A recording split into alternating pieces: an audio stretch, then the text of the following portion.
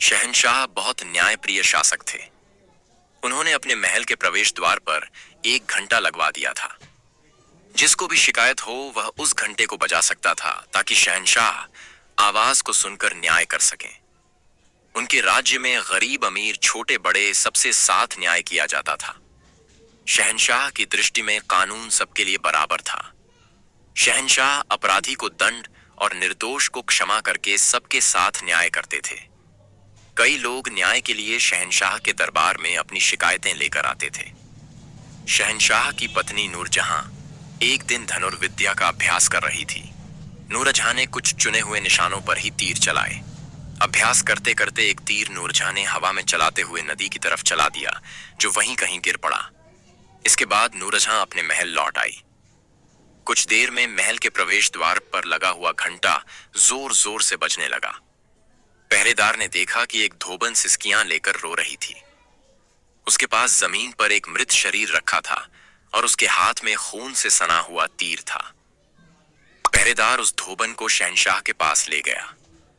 धोबन शहंशाह को सलाम करके इंसाफ की दुहाई देने लगी। उसने शहंशाह को तीर दिखाते हुए कहा, हुजूर, इस तीर से किसी ने मेरे पति को मार डाला है। मुझे विधवा और मेरे बच्चों को अनाथ बना दिया है। अब मेरी और मेरे बच्चों की परवरिश कौन करेगा? शहंशाह ने उस तीर को उठाकर देखा तो उस पर शाही मुहर लगी थी।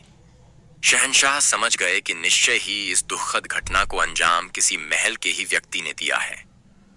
उन्होंने पहरेदार को आदेश दिया, जिस दिन यह घटना हुई उस दिन धनुर्विद्या का अभ्यास कौन कर रहा था?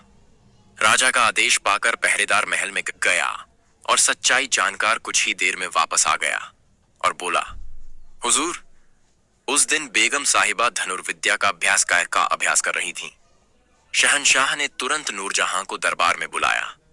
जैसे ही नूरजहां दरबार में हाजिर हुई तो शहंशाह ने अपनी कमरबंद से छुरा निकालकर धोबन को देते हुए कहा, तुम नूरजहां की वजह से ही विधवा हुई हो, इसलिए तुम इस छुरे से मुझे मारकर नूरजहां को विधवा कर दो।